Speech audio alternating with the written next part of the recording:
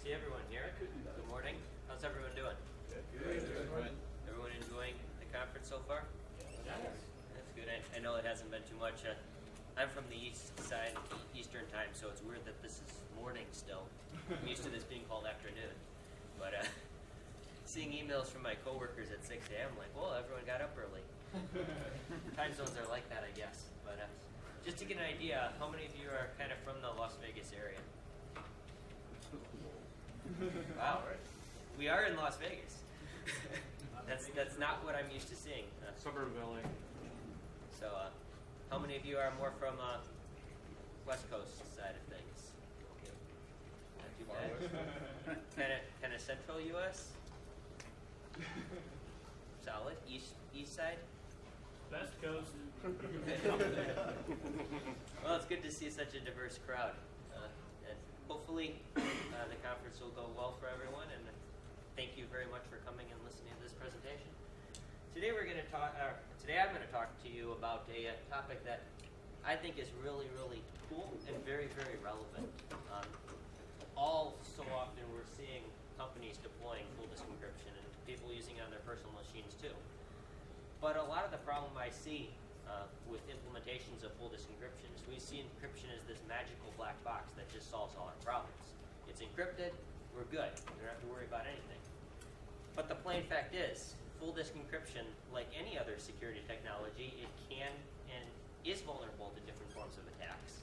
And there's things that we can do better than just enabling it and setting it and forget it, so to speak, to better protect it. And I'm going to cover both sides of the coin. The ways that you can attack a full disk encrypted system, and also ways that you can better defend these systems to protect that information and ultimately protect your company's data, your company's intellectual property. So without further ado, just a little bit about myself. I'm a security engineer at Hurricane Labs, which is a Cleveland-based security company. We're an MSP that does everything from checkpoint support, Splunk management, network monitoring, all the full 9 yards. So get to get my hands into a whole bunch of different things, monitor systems across the world, across our customers, and it's been a great experience. Prior to joining Hurricane Labs, I was a student at the Rochester Institute of Technology, studied computing security and information assurance for my master's, kind of focused on forensics and data storage for some of my research in that area, as well as being a graduate assistant. And for undergrad on that, I studied applied networking system administration, so I had the security and the kind of the networking side of the coin. What really got me into security was the CC2 competition. Do we have people who participated in that before? It's good to see a couple. Wearing my shirt right now. Yeah, I can't quite see that, but Yeah, that's because it's like 5 years old, so it's dark green on black. hey, you know, colors work like that. Yeah, that's why we're security people, not art majors.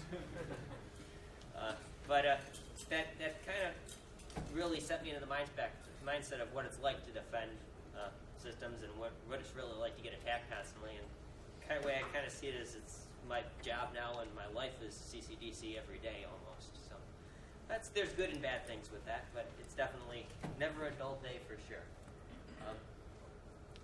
Just to kind of get a feel for the audience and get everyone thinking about this topic, how many of you currently, and this is my make sure everyone's awake, how many of you have worked for a company or personally use a laptop? Hey, good. You guys are awake. How many of you, either as part of your company's deployment, either require full disk encryption or have it deployed on at least a set of systems? That's probably why you're here. Good. How many of you is it mandatory on every laptop system in your organization? Still a pretty good size, I would say, probably about 2/3. How many of you will do that on your personal machines as well? Pretty good. I expected that to be a little bit less than the company mandate, just because it's different, but it was a slight difference out of the crowd, but still about 2/3, which is good to see.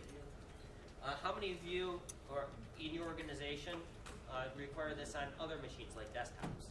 I don't expect to see as many. Okay, but there are some people who do that on their desktops. What about servers? Is there anyone who's making servers have full disk encryption? one person or two person, three people. What are the reasons for doing servers? That's just something that isn't common. Protect the pop a drive out. Decommission. Decommission. Being able to decommission and not worry about the data afterwards. Yeah. When you're moving boxes from geographically from one point to another, and there's a protected data on there, being moved for that reason as well. How do you deal with reboots? Something like ILO then, to decrypt the drive, or It's built into the controllers of the NAS device, so it's Okay. automatic in that perspective. so it's an automatic decryption, but it's kind of seamless to the. We'll kind of talk about some aspects of that too. I think as part of this presentation, to kind of think about elements of that as well. But just to kind of get everyone on the same page, I know with the audience that we have here, you're all at least familiar with full disk encryption in some way, shape, or form. So this will be kind of a review and just get everyone up to the same speed. But some of the challenges that are introduced, management. It's a new step. It's a new technology that has to be dealt with. It's no longer the case of where you just give someone a laptop that has operating system on it. You have to have this encryption layer that's added in. So how do we manage getting that onto all our systems? How do we manage dealing with the user aspect? You have to have some way to decrypt the information for it to be useful. And how do you deal with updating the encryption? Say if someone needs a key reset, or if your whole organization needs their encryption reset, or if you have a master password of some sort that gets reset. How do you deal with this? It's something new. It's an extra step. And as security people, we don't always like to have extra steps, although sometimes we do. The other aspect, performance implications. This was more of an issue when full disk encryption first started to be deployed, where people would really do drastic things in order to try to deal with the fact that their computer is acting slower because it has this encryption layer. The CPU is working harder. The drive, some of the technologies, solid state drives, for example, they can't do the same data duplication management that you would do if it was full disk encrypted, or if it wasn't. So there are performance implications less and less now, just because computers have gotten faster, CPUs are better at dealing with this. Another one of the is data recovery. Encryption is really annoying sometimes when you're trying to get data. Beforehand, you could just toss a drive into a machine, copy everything you wanted off of it, and you'd be good. Which is bad if the person who takes the drive is a bad guy. But if you're a good guy and you really need that data back and you have encryption to deal with, that's not really the best thing all the time. Kind of to go hand in hand with the data recovery are your forensics. Traditional forensics are going to be looking at the dead analysis of a disk. So you'd get a drive as a forensics investigator. You'd make a clone of the disk and you'd be able to work on it. Your MD5 sum at the beginning will match the MD5 sum at the end. You can recover deleted files and everything. Works great. You throw encryption in the process, and then it's not so nice anymore. You have to try to work around the encryption or decrypt the drive or anything like that, just because it's an additional layer. And I'm kind of going to the forensics a little more because I'm going to touch on this in the attacking side of things. Because data recovery, forensics, and encryption they all kind of go together. And just to kind of touch on another aspect is, as forensics has evolved, memory is becoming a bigger aspect of trying to manage a forensics investigation. Whereas this was a difficult shift for a forensics investigator and for forensics investigators in general, just because the mentality was from the beginning, once you have data, you do not modify it in any way, shape, or form. That being said, with memory, you have the issue of, in order to capture memory, you have to load something into the memory to capture the memory often. And you're coming with the point is, yes, we are manipulating data. And how do we get around this? The plain fact is, the information that's in memory is often valuable enough that it's worth manipulating that data in order to capture that information, because quite frankly, some evidence only does exist in memory. And in the case of encryption, there are the possibility of encryption keys and all that stuff being in memory. And when an operating system is running, there is decryption that's happening as the operating system is executing. So that's kind of how forensics touches onto this, and obviously I'm going to go into more detail as we go on. One of the things that we constantly talk about in this industry is the whole idea of verification. The problem I see all too often, especially with the management side, is you'll see security as just a checkbox. Okay, guys, for this audit, for PCI compliance, for HIPAA compliance, we need to have full disk encryption. That's what your auditor says. You deploy full disk encryption, you get a checkbox. You have full disk encryption, you pass. Unfortunately, a lot of the times we don't do that. And that brings up the important concept of trust but verify. And I know I've heard this once already today, and you'll probably hear it throughout the conference. The whole idea of trust but verify, to make sure that what you're deploying does what it says it does, and also try to attack something and try to see where the vulnerabilities exist in whatever you're testing. There's two ways that this can be done in the case of disk forensics, or even in forensic penetration testing, where you would, first you'd have a zero knowledge attack, where let's just say a laptop was stolen. You know nothing about the organization. The thing could even be powered off. It's just there, nothing about, no passwords, nothing like that. And you just try to see what you can do, knowing nothing about the machine at all. That would be a zero knowledge attack. You can also do a more authenticated approach where you can simulate certain scenarios. Say, for example, the machine was powered on when it was running.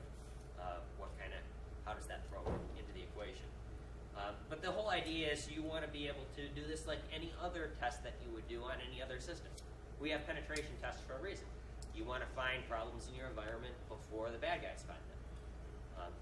Same thing for something like full disk encryption. Identify the shortcomings before they become problems. That being said, pretty much everyone here has some way, shape, or form that they're deploying full disk encryption. Let's just say that there's a laptop in your organization that was stolen. It could be yours right now. How many of you can say with confidence that that data is not able to be recovered? So we had almost everyone deployed encryption, and only 2 people are able to say that. Next question. How can you say that? I've tried it myself and tried to get it, and I think I'm pretty good. You think you're pretty good. How many of here can say that they think they're pretty good? I really expected more. so we all say, we all suck. We should just go home. No. But there's room for improvement. There always is room for improvement, absolutely. But since he thinks he's pretty good, he deserves a shirt, right? Yeah, I do. So, that being said, yeah, which really most of us can't say without a shadow of a doubt, or at least have some independent verification that yes, our encryption deployment is vetted and it's safe. So quite frankly, from what I'm getting from the audience here, we've deployed encryption. We think it solves a problem, but we don't know for sure. Is that kind of the general consensus that I'm getting from this room? I see some nods and I see some no's. So I guess we'll just keep barging forward and we'll see how this goes. And this is the part that everyone who does any kind of talking at a security conference, they want to talk about the hacking into things, the breaking stuff. It's the sexy part of security, quite frankly. But attacking full disk encryption. The plain fact is, breaking encryption is hard. They don't, unless of course someone's coming up with their own encryption, and in a lot of cases that's not really encryption at all, they're just doing some kind of encoding or not. But pretty much everyone is using some form of AES, and that's not just something that someone's going to say, okay, I'm going to break this tomorrow. It exists for a reason. It's not easy to break encryption. So in that case, a lot of times as a security researcher, as an attacker, as a pen tester, you're looking for the weakest link. I like to think of the XKCD comic on trying to break into an encrypted system. Present the idea of, okay, this is encrypted. Let's spend millions of dollars on the supercomputer to crack the encryption. And they're like, okay, but it's this form of encryption. We're not going to be able to do it anyway. But we still have this cluster, so we can just try to crack it anyway. What really happens, the other side of the comic on the right side, you spend $5 on a wrench and torture the person until they give up their password. Which is a problem that we as an industry face. The technology is very, very good a lot of times. But the people using it, or some other aspect of it, something very, very simple. Something Stone Age, so to speak. You don't need a wrench. You can just pick up a rock on the ground and to accomplish the same thing. Zero budget, and you don't even have to worry about approval and all that kind of stuff. But something like that, it's really, really simple. Anyone can do it, and what you spent all this time and money and effort on can be rendered absolutely worthless. And it's a problem that we face. But I don't want to look at this from a perspective of we're going to try to prevent users from giving up information when they're tortured, because that's not really a problem that we're here to solve. But the whole idea of, as someone who's trying to break into something, we've got to think outside the box a lot of times, and full disk encryption is no exception. So, I want to jump a little to story time with Tom here. This is kind of an example of an actual forensics penetration test that I did for one of our customers. And it kind of goes into the details of what can be done. And obviously the reason why I'm talking about this is not because I wasn't able to get in. So, to set the scene for this, there was an encrypted laptop that was stolen. And you could say this was left on, wherever, completely powered off. No information about the company, nothing besides, here's the laptop, there's some data on it, we know it's encrypted. One would think that that's safe. Show of hands, yeah. You guys, that should be fine. Question. Yes. Which encryption method? Are we assuming that it's going to be full disk, not a partial encryption? We're assuming absolutely full disk. In this case, it was semantic solution. So it's your standard enterprise system. It's basically what you'd kind of expect from a full disk encryption solution. Is it decrypted boot or decrypted login? It's supposed to be decrypted boot. Which, and I'm going to get more into the details, yes, initially it looked that way. Okay, TPM on or off? No TPM in this case, but passphrase decryption. The passphrase wasn't password. It was not password. I had no idea what that was, and I did not need to know what it was. But for generally, when you think of that scenario, we're not dealing with something that's powered on, that we can dump the RAM and get the encryption key and all that kind of stuff. This is a powered off system. It seems like the case for something that should not be able to get broken into. And quite frankly, when I thought about this the first time I was presented with this, how am I going to do that? You have, the FBI. Someone comes across the border with a laptop. The agents at the border see on the screen incriminating data. The person powers off the laptop. This is an actual court case. They aren't able to decrypt it. They're throwing all the power of the NSA and the FBI at this thing to try to break the darn thing, and they can't get in. How the heck am I supposed to be able to get into this thing? Get the wrench. Semantic? Got to get the wrench, yeah. Rubber boot. Unfortunately, when this machine was stolen, I didn't know who I stole it from, so I couldn't torture them. Which, I try to be a nice guy, but sometimes, you got to do what you got to do. Usually most company laptops have the username on a label on it somewhere. Yeah, for some reason, when they stole it, it blew away. I got to talk to our project manager about that. Call the help desk? That is an That's another option, but it was concept in the not other one. deployed in this case. Okay. And quite frankly, there was no information on there to indicate what company this was from. So I'd be calling every help desk, which I'd probably get some decryption keys or some resets, but it wouldn't help too much in this case. What brand of laptop was it? It's a Dell. Take the service tag, drive the warranty information, find the company. I like the way you think.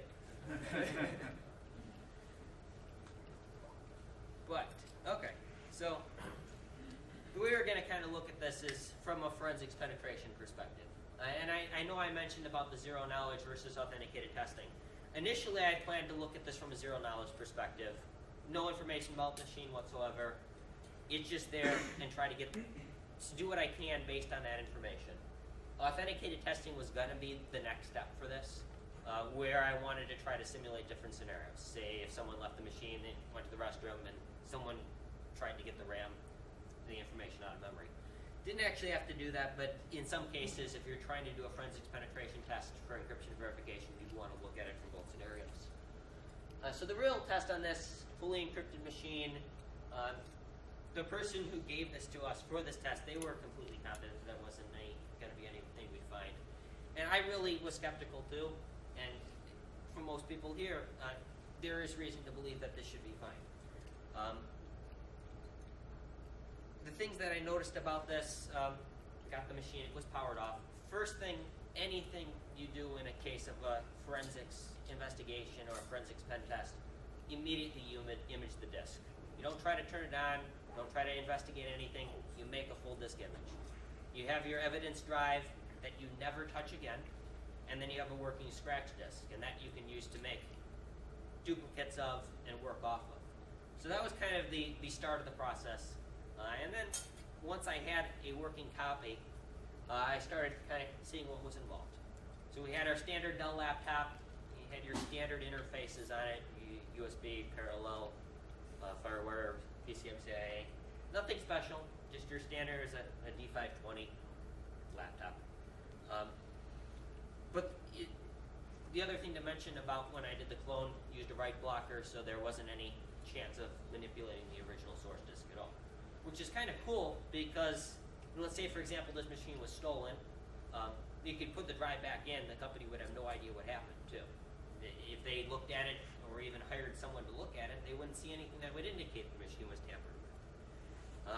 I fired up the machine, you got your semantic login screen, basically prompting for Preboot authentication. So it looked like kind of pretty standard from what you'd expect. Was it disk resident, or was it resident on another part of the machine separate from the actual disk? It was disk resident, so if I put it in a different machine, for example, I would still get the same thing. If I didn't have that drive in the laptop, I could just use it as a laptop. So it was all built into the disk. And that information was copied over when I cloned the drive. So the breakthrough on this was a grace period for Preboot authentication that existed. And the way that this was discovered was a bunch of trial and error. There was at one point when the system was used that there was a period of time where you could reboot the machine and it would not prompt for an authentication window. And the hard drive has no sense of time. So once I discovered what this was, and it took a lot of booting up the machine, and this was just a stab in the dark, but as soon as you boot it up, the disk knows that it's accessed and it's locked. But going back, I was able to locate the period of time from when it was last used to when this was allowed, and that was my working window. I could clone my source disk, my original state of the machine, reset the clock on the machine to that time, and basically have an indefinite time of working on the system. Once you see an operating system loading on an encrypted machine, you know that there is some form of decryption taking place.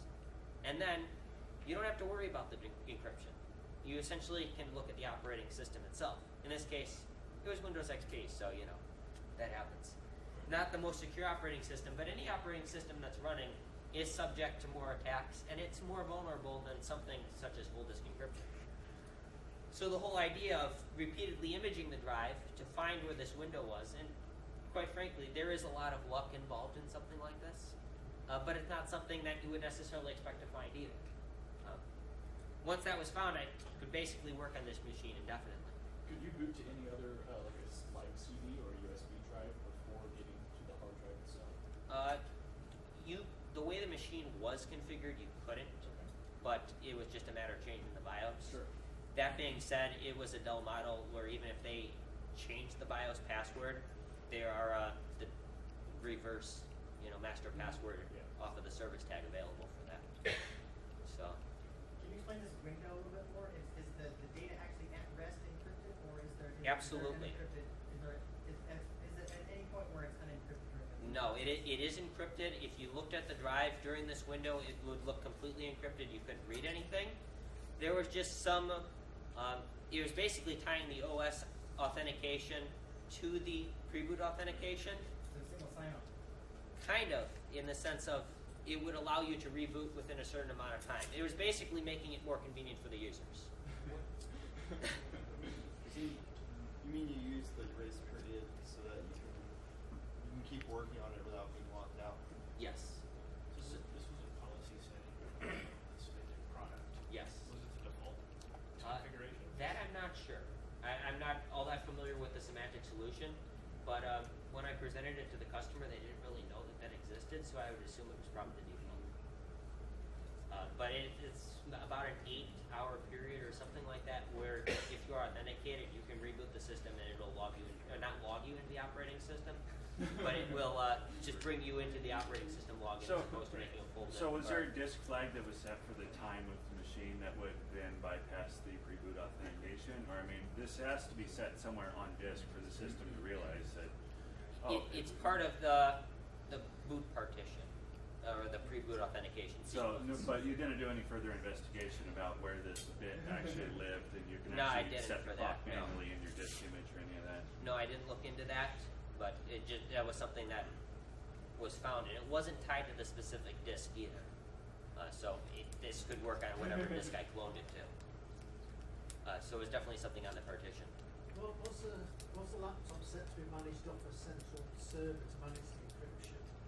But set that you've got to reboot off the network free afterwards to power on Ethernet support for patches. Was that the reason it was set up that way so you were able to get in? I don't think it was set up this way, but yes, it did have to talk to a server to get information. I didn't have the server or anything. This was completely done off their network. So whatever information controlled that, I didn't have access to or didn't need access to. This was just the machine by itself. So were the boot files decrypted on the disk, or was there a key sitting on the disk? There wasn't any key sitting on there. It was just that I could find at least. But the boot partition for a Preboot authentication, it has to be decrypted. Just because the computer's not going to be able to boot otherwise. So Right. something has to, the bootloader has to be But- unencrypted. Depending on what point in the boot process you end up putting a password, makes a difference in how much. Absolutely.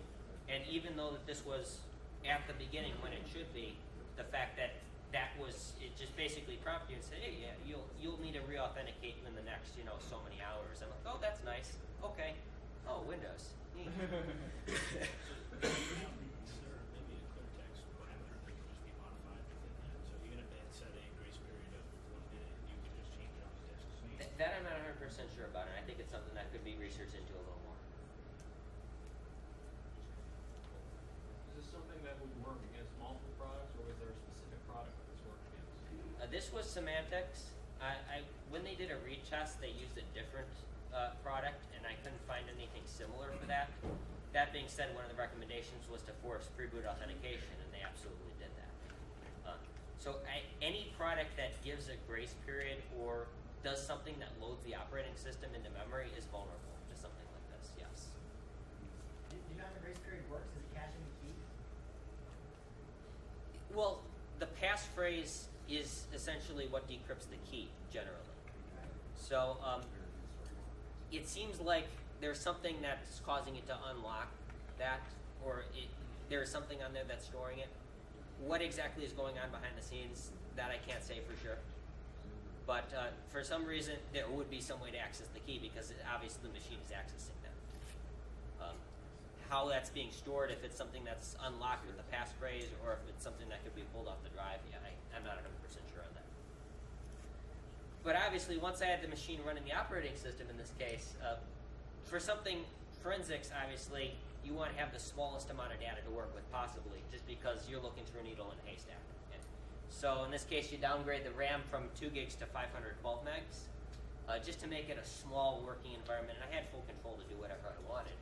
And using the FireWire interface in the laptop, which is a DMA interface, direct memory access, and that allows you to access the lower 4 gigs of memory without going through the operating system or the CPU.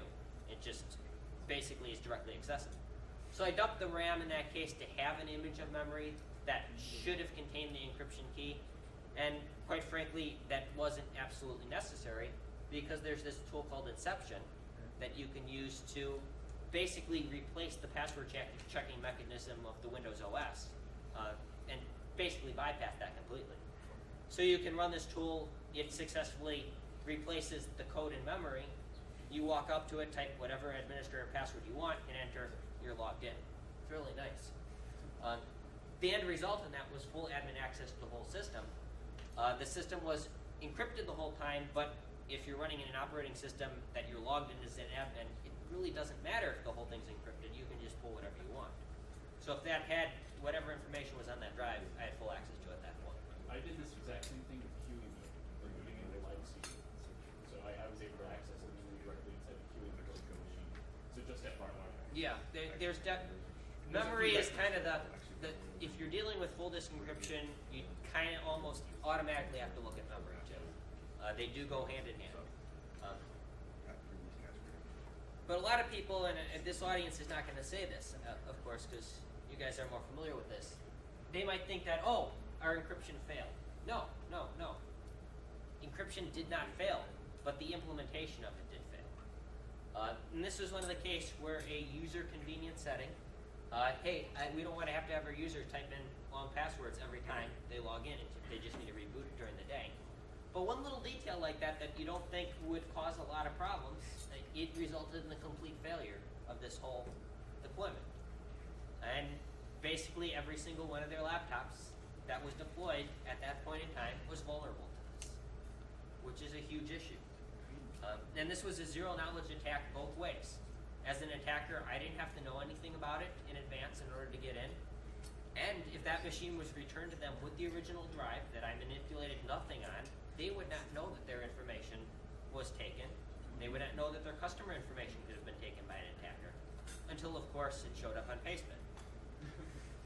Which, since this was a test, it fortunately worked out well for them, but it could have been a lot worse. So now the things that kind of set the scenario of full disk encryption basically completely failing. The question, how do we secure this? And that's what's all in your minds right now. Most importantly, understanding the vulnerabilities. And these are applicable to pretty much any full disk encryption deployment. Obviously, physical access. Most of the time, the reason you're deploying encryption is physical access, because if a server is sitting on the internet, a web server, for example, typically your average attacker is not going to drive to that data center and steal the server to get the information off of it. They're going to do a SQL injection attack, or they're going to do something else like that to get the information, exploit the operating system again. But full disk encryption is more of, we have machines that people can take, and we want to protect that. Obviously, what goes hand in hand with people taking machines is your unintended machines. Something that can be stolen, obviously, is much higher risk than something that isn't going to be stolen, of course. Your passphrases and your decryption keys, those are kind of the keys to the kingdom in a full disk encryption deployment. Passphrases and trusting users for passphrases can't always be the best thing. So getting that information is obviously going to be easier than trying to break into the encryption directly. And then you have also the memory resident information that exists whenever the machine is running. Typically when people have laptops, for some reason they want to turn them on and do things. Not quite sure why, but that's an important aspect. A machine has to be running in order to be usable. So what I like to say, a system that's completely usable is completely insecure. Likewise, a system that's completely secure is completely unusable. And we have to have a balance between the two. And this comes into the case of usability versus security. Some of these recommendations that I'm going to have will have minor impact. And there can be something that you can go home and on Monday you can implement this. Other ones, they might be a little more drastic and harder to implement in an organization. You might receive pushback from your users. And depending on what you're trying to secure and the risk of the information that is on the system that you're trying to protect, it might not be worth it. And quite frankly, that's what we must manage in security. But you really need to consider what options are the absolute best for your deployment and kind of choose the balance that's best. So I'm not saying to do everything, but one thing I definitely am saying is Preboot authentication is absolutely not an option. Use it, require it, anything that's a system that's going to be out there, every time it boots up, must have a pre-boot authentication password before any operating system loads, period. Otherwise, as we saw in the pen test, there is a chance, although remote, that that could be bypassed if that window can be discovered if such a thing exists. So, pre-boot authentication, absolutely implemented. Now also, this might be a little bit more difficult to implement, but consider disabling your DMA interfaces. In the case of the pen test, this was FireWire, but there are other interfaces that do offer DMA, ExpressCard, PCMCIA. Quite frankly, those aren't used all that often. I would say that the majority of people who have those interfaces enabled, pretty much every laptop will have something that's DMA. FireWire is obviously the most convenient, but that being said, if the laptop has an expansion card, you throw a card into it, through the magic of plug and play, you now have a FireWire interface that provides DMA. Don't forget Thunderbolt. Yes, Thunderbolt is a big one, and that definitely has the same vulnerabilities as well. So, and that one is, since it's a display port as well, people aren't really disabling that as much. So, definitely something to consider. And I don't even know if there's a good way on a Mac to disable that. A lot of your corporate laptops, they have the BIOS options to turn that off. And the plain fact is I know BIOS passwords and all that can be worked around in most laptops. But what you're doing is by disabling those interfaces, you're forcing someone trying to break in to have the machine powered off in order to do that or access the BIOS. Because it's very rare to be able to change BIOS settings within an operating system. I know there's ways to do that as well. But quite frankly, most frequently you're going to be doing that with the machine powered off and into the BIOS. At that point, you reset the information that's in memory, and you don't make that something that someone can just grab easily. But the thought on the DMA interface is, for most of your users, I would be willing to say that they're not required, and it's something that can be disabled. The exceptions would be, say, FireWire for your digital cameras and digital video capture, Thunderbolt, like you mentioned. I think you deserve a shirt for that one. Come on. So do you think it's really worth the loss of convenience to somebody working there when all you gotta do is take the disk out of the computer and put another one? I mean, even if you... Well, to take a disk out of a computer, there's no memory that's transferred. So the disk is encrypted. Once you take out the disk, basically, the attacker gains nothing. Oh, you're talking about to get it installed on... Yeah. So if the interface is disabled by default, someone steals the machine and it's still on it. They can't get to that memory information. You've essentially protected that system from that kind of an attack. Upside down can of air. Don't get me started on that. That is really, really, really hard. I've tried to do the cold boot stuff, and it sounds awesome to be able to do that. I've never been able to implement it successfully. Trying across different machines, trying exactly what they say, using various tools. It's never been something I've been able to pull off. And if you're ever in a situation where you're considering that, you better damn well try every other option first before you try a cold boot. Right. Because it's slim to none that you're ever going to pull that off. So that's just being realistic. Other options is disabling standby and also understanding the risk of hibernate. Standby, essentially, a machine is powered off with RAM completely activated and containing all the information that's in there. So if a machine that's in standby is stolen, that information can be retrieved. And hibernate's even nicer because a lot of times it'll just boot up the operating system and bypass your preboot. You make a clone of the drive, you have a working snapshot of the machine, and it's kind enough to copy the memory to the same state every time you turn it on. So as a forensics investigator trying to do a forensics penetration test on something like that, it's almost like a dream come true. So if you have something like that, if you need to deploy hibernate, a BIOS password or a power-on password isn't really a good option because it can be bypassed. You almost wanted to look at an ATA password on the hard drive to make that drive not accessible. But then again, and that's very difficult to break into the actual hard drive password, but you're also bypassing the full disk encryption. So kind of got to consider, like, on my laptop, I use the power-on password, I use a supervisor password, use a hard drive password and an encryption key, and I think I'm okay. But there's a lot of different things to consider. Also, the management side of things, users are going to forget their passwords and their passphrases, and there's got to be some way to get around this, because users don't like to hear, well, you like that data? I'm sorry, you're not going to get that back. Which might be an option, but most of the time you have a help desk that's going to deal with password resets, and quite frankly, they can be vulnerable to social engineering. And if, say for example, the same master password is used across an organization, I've seen this happen. Someone gets that, and you can decrypt every laptop in the company without any problem. So you just need to get that. Then it would just be a matter of making sure your help desk does not just give these out freely, and also that stolen machines are reported immediately, which is difficult to do. And backups. And backups are always good. Anyone who says backup, I'm not going to give you another shirt, but anyone who says backups, if someone else says backups, I'll give you a shirt. Yeah, back. Yep. I've been waiting for the magic word. There we go. Backups are always good. And also the policy issue, leaving machines unattended while they're powered on. Someone walks away to the restroom, you as the sneaky attacker type can just plug into their firewall port, assuming they didn't listen to the rest of this presentation, basically get into their operating system, copy whatever information you want off the machine, lock the machine when you walk away, they'll come back and nothing happens. So some laptops actually have the option, the Toughbooks, for example, where you can physically take the drive out of the machine whenever you have to leave it alone, as opposed to carrying the machine. That seems a lot more painful than just taking the machine with you. But something like that where you just do not leave the machine powered on and unattended, because there is a risk of that. And it all depends on what information your company has and what you're trying to protect.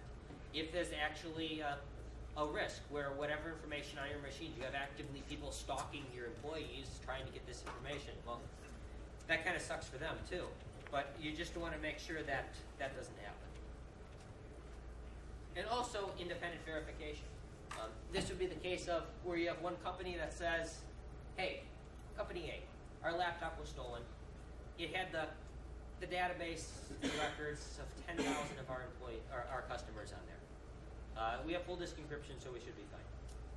Or company B that says, yeah, one of our laptops was stolen. It had the information of 10,000 of our customers on it. We have full disk encryption deployed. Fortunately, this was verified by an independent third-party penetration test, and they tried a bunch of different hacks and were unable to break into the system. So we have reason to believe that our information is secure. What company would you feel better about? Company A or company B? B, yes. So it at least demonstrates due diligence. And having that independent verification is not something that a lot of people think about, but it is a valuable step in a case of something like this. So our conclusions for this talk, full disk encryption, it's not bulletproof. It's not a checkbox that magically solves your problems, and it is vulnerable. That being said, failure of encryption is something that is quite rare. It's the external factors that you need to consider. The possibility of a machine being attacked through a direct memory access. Something else you didn't expect, such as a Preboot authentication window. But it's important to understand these risks and vulnerabilities and improve wherever possible. So with that, I'll wrap things up and take some time for questions. So how often do you run into the password reset option enabled in these deployments? It's pretty common, just because you have remote users, and Sure. a lot of times companies are valuing the productivity of their employees more than they're valuing the security of their data. So if you have a user that has to be down for a period of time at a remote site, that's often unacceptable. Right. And it's a risk. It's a wonderful opportunity. Yes. What color is your car? What make was your first car? That kind of stuff. Huge Yep. exposure. Absolutely. So it sounds like then there's still more to be investigated though, because just the fact that the encryption vendor has implemented this kind of pass capability, even if you set that policy to say you always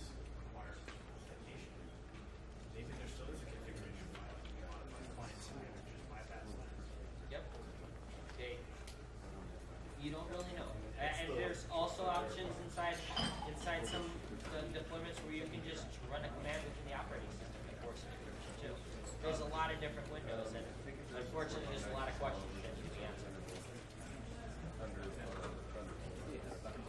Any other questions we have? I know you didn't mention the e-domain attack. Is that a threat vector you consider? Can you describe that for those who aren't familiar with that? If you modify the bootloader so it installs a keylogger, so the next time the system is booted, it captures the reboot. That is absolutely possible. Unfortunately, for something like that, it often breaks the operating system really badly. I know that was something that we actually tried to implement at someone in our company that we didn't like that much. By trying to basically rootkit the initial loading of that to try to get their decryption key, and I think they pretty much had to rebuild their laptop because someone didn't do something right. But definitely something like keylogger within the bootloader, sure, that's completely vulnerable. Hardware keylogger would obviously be an easier way to do that, but that would be hard or easier to detect as well. Where something like you're suggesting, that would be harder. Did I give you a shirt yet? No. Okay. Thank you. You're welcome. So what about the scenarios where you're using like a PKI certificate, a smart card, PKI certificate, like they do in the DoD? Does that change the scenario much at all because you're not relying on a password or keyloggers? Or In some ways, yes. In some ways, no. If someone's able to steal both the laptop and the card at the same time, then it's a lot easier because you'll have both factors there, or at least one of the factors. Yeah, you wouldn't have a PIN. But you wouldn't have the PIN, but you'd at least have the harder part of it to duplicate. Assuming that they couldn't use the card because of the PIN, does it close some loops but leave some open to get around that? It's different. So I think a lot like a government situation would be a case where it's a lot easier to enforce some of the other policies we talked about. So it does make it basically. From talking to people I know who worked in these sorts of environments where you have the PKI like that, the Navy, for example, anytime something like that happens, it's a huge problem. Yeah. And the government can do things like that a private company can't do, too. But it does change things. So harder that way. It's harder in the sense of you don't have a password like that. But Thanks. So the reason I really liked QEMU was you could take memory snapshots without having to alter the memory before taking the snapshot. So you could like load it up. Like the thing, have you tested SecureDoc ever? Disk encryption. No. Yeah. So you can actually, if you boot up to a live CD, you can set the QEMU to boot off the hard disk instead, and it'll load the Preboot authentication into memory into a small virtual machine that you can persist to disk. You can take a snapshot of its exact state, just whatever disk, of a USB drive or something like that. Then you can use like strings, or you can do any type of file. You can carve the file system because it's a RAM disk, so you carve the file system out of the snapshot, and then you can just peruse it and get to the /etc/shadow, all that kind of stuff. And I was able to get to the root hashes and only crack one of them for the SecureDoc stuff. But this one also had if you pressed F12, you can get a web browser and Preboot authentication. Awesome. What was that called? SecureDoc. Yeah, don't use it. Another vector that, if you're looking at, like, I don't know if it's been discussed, but doing pre-phishing with a keylogger using wireless. Like if you have a target, just attach something, and we have. I've seen machine broadcast over 18 hertz recently outside the building, and then there was a separate device. Wireless keyboards? Is that what you're thinking Well, of? this was not a wireless keyboard. This was a keyboard with a built-in keylogger. Oh, well, that's So someone wired a keylogger inside of the keyboard, and it was broadcasting wirelessly over 18 hertz to a separate device outside the building. And then people were walking the building outside, the device outside the building, and picking up. Wow. And using those passwords to further. Are they going to social engineer their way into it? They didn't have the cameras to find out. Excellent. Someone could have just. So maybe those people who are in concrete boxes with Faraday cages are not completely insane. Tinfoil hats for the world. Yeah, something like that. Have you used VMware to do any like Preboot authentication attacks? Meaning, if the Preboot authentication is not there, you take, let's say, BitLocker, and you have a usable disk that's not dependent on, okay, BitLocker is on TPM, but you take something that's not on TPM. TrueCrypt, for example. TrueCrypt. Boot into Windows, okay, fine, DMA doesn't work.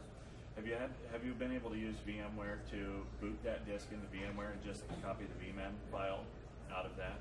Or? The VMem file is basically a snapshot of RAM.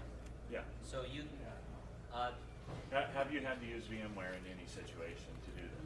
not for some of these, but that being said, that definitely the same approach that you do on a physical machine would be, difference being it's a lot easier to work with. So, and the techniques would be very similar. Yes. How do you feel about TrueCrypt? I think that it's a good product for what it offers, but that being said, there are ways to configure it poorly. So, anything we deal with, let's just say you buy a firewall. We've got a firewall, first rule, any except. You have a firewall, it's a router. Same thing for like TrueCrypt. You could deploy it and have a really bad passphrase, and then make the prompt that comes up, password is password. You have problems.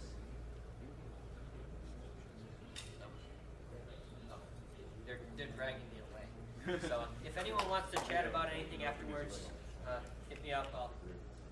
Where is it going to be? There'll be a Q&A session down by the stairs, underneath the stairs. They're gonna hide you. They don't want you to. There's a room underneath the stairs. Close it and lock it. It's below the escalators as you came up to the conference center. Okay. And if anyone wants to follow me and chat about it more, I'm about to go walk down the first one myself. but everyone, thank you for attending. It's always good to have a good audience for us participating.